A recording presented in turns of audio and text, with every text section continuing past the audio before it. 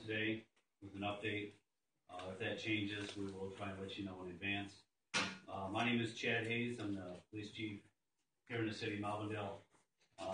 Also with me is Steve Densmore, the assistant fire chief with the Dearborn Fire Department, and Scott Simons, a representative from DTE. There was a traffic crash this morning just after 2 a.m.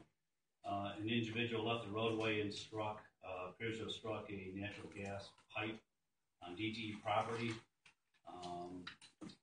Police officers responded to that traffic crash and helped extricate that individual from the vehicle and eventually transported him to Beaumont Hospital in Dearborn. I do not have an update on his condition. He was injured. Obviously, there was some sort of issue with the natural gas line and began to burn and started off, my understanding, it started off slowly and then became larger and larger. So we still have an area cordoned off. That's going to be Robert Street on the west side of Melvindale,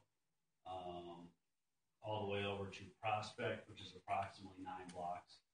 And then from Elizabeth Street all the way to South Dearborn to Greenfield Road, which is a 2-block area. So you're talking, about 18 square blocks of the portion of the city. It appears that the roadway may have been damaged from the intense heat. So Wayne County is on the way to assess that. That intersection is closed at this time. That's the only thing I had prepared for this morning. I don't know if the fire chief wants to give a statement or just answer some questions, but myself and the fire chief and the representative from DT are here if you have a couple of questions for us.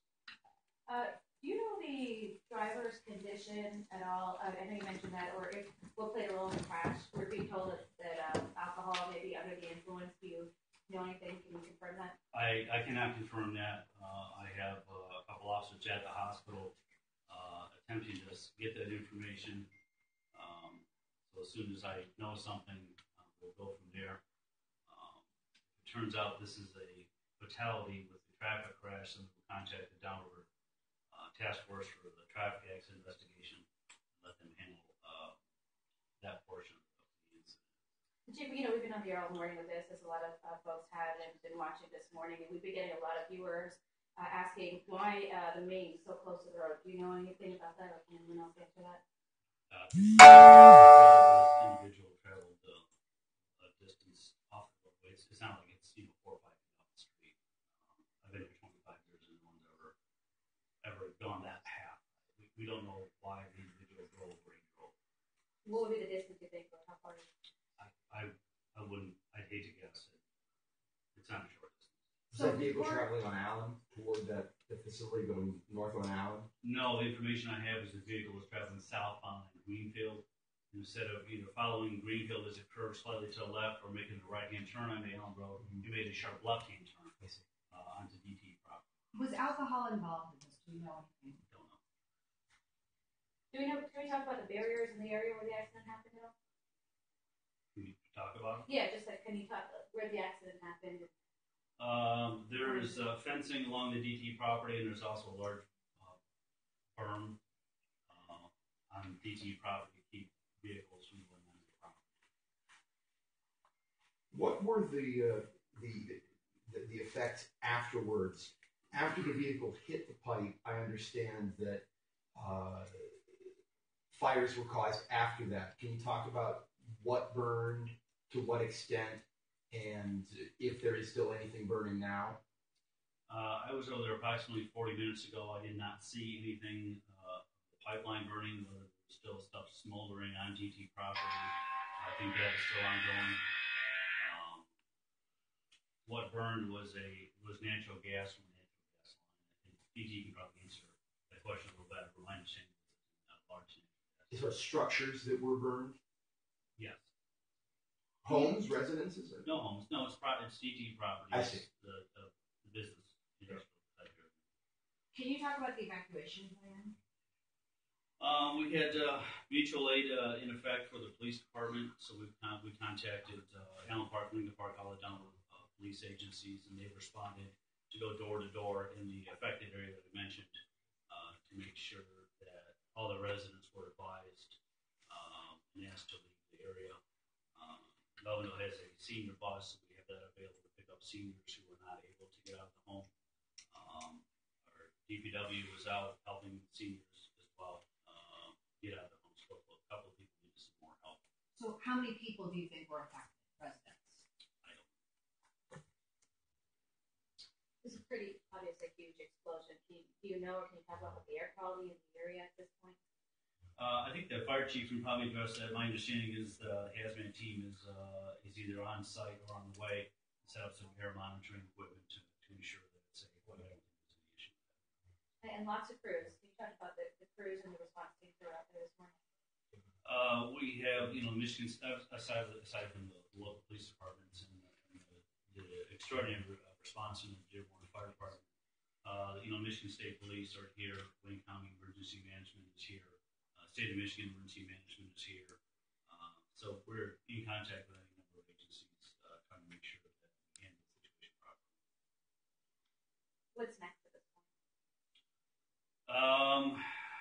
As far as the traffic crash goes, I'm waiting for an update from the hospital to see if that's going to be a fatality or not. As far as DTE in Wayne County, they've got a lot of work to do.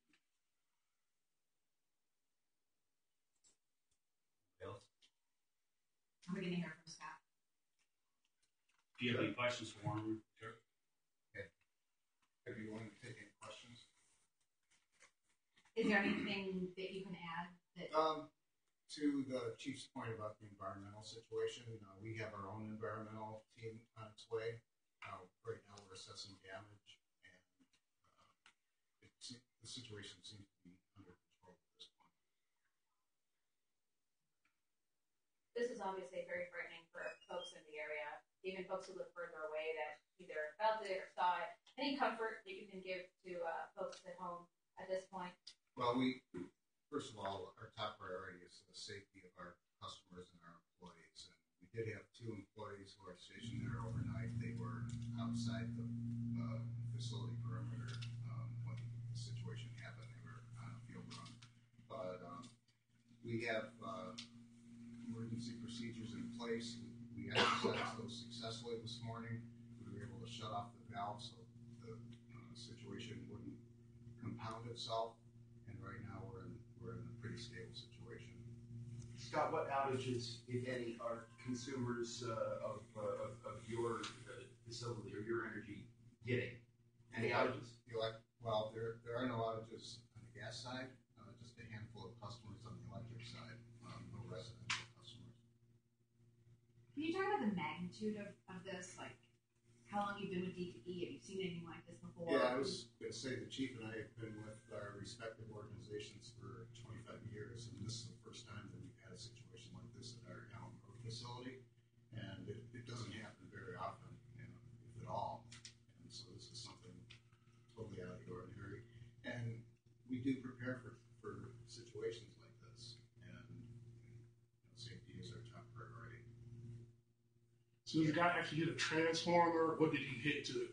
He hit a gas main valve, and things escalated from there.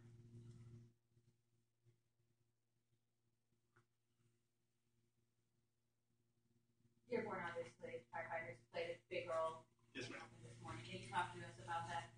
So we instituted, once we received the alarm, we instituted a second alarm, which brought additional apparatus and personnel to the scene. And we assisted with Michigan and also the Melvindale Police, our evacuation policy that we had. It stood by, made sure protected the structures that were around from spreading any of the fire. Lots of crews being talked about. I know you probably can't put a number on it, but talk about how many firefighters were out there this morning and just crews in total. Crews in total, I would say roughly about 24 to 25 firefighters, including chief officers that responded. At no time was the public. We still had full response from the city of Dearborn and Melvindale with our people that we had on duty. How many alarms did this go? And we did 2. Second alarm. Somehow working close together with the cities helped you guys to take care of situations like this? Absolutely. We belong to Downriver Mutual Aid, which is a pact that we have formulated with the communities downriver, both the police and the fire department. also belong to Western Wayne as well. And then we also have working relationships, as you've seen, with Michigan State Police, Wayne County Sheriff, that kind of as well. Steve, tell me about the people who've been affected by these evacuations. Where are they going? Where can they go now? Red Cross involved? Yes, the American Red Cross is involved. The majority of the people are in Allen Park, our sister city, in their, I believe, the Inner City Baptist school that they have there. They open their doors to get them. We felt it better to send them to Allen Park. Eventually, right, let me back up. At the beginning of the call, we wanted to get the residents out. In one of our evacuation places was the Civic Center, and that was a little bit too close, so that's why we reached out to our neighboring community there. They were willing to open that up for us. Any idea when they will be able to get back into their homes? No, ma'am, I don't. It's a very fluid investigation, as the chief had mentioned, even on our end as well. And then we should have a better update for you over. I'm sure it was really hard to contain that fire. Can you talk to us about how you were able to? Well, with natural gas fires, as we learned through our schooling, they will run what they want to do. So we just support the entities on the other side of them. Our priority is life safety of both our crews and the residents in the area. So that was our main goal, is to get them out. And then once Michigan got there, we just assisted them in controlling what they needed to do. In situations like this, how important is it that residents know where their nearest evacuation center is? It's very important, and we do have a policy in place. We've had it quite a few years with the police department, and the officers commend them for going up and down the street, door knocking, making announcements to get people out. As you well know, it's roughly 2 o'clock in the morning, and most people are asleep. So, and I commend the citizens as well for being on a timely manner. They did an awesome job. Normally, one of our evacuation points is the field house, the Civic Arena on South Dearborn. But being that it was only a few hundred yards away from the traffic crash, that was a facility that we weren't allowed to use because it was too close. So we always have more than one location, and we can go obviously to different cities. So normally we would send people there, but being that it's too close to the scene, we get someplace else. But that always works in cooperation with the neighbors and local agencies, and that's kind of what we train and plan. Okay. So you'll be back at noon with another. We'll be back at noon with an update. If that changes, we will try to let you know. What is it? That's all we know about, right? That is all we know.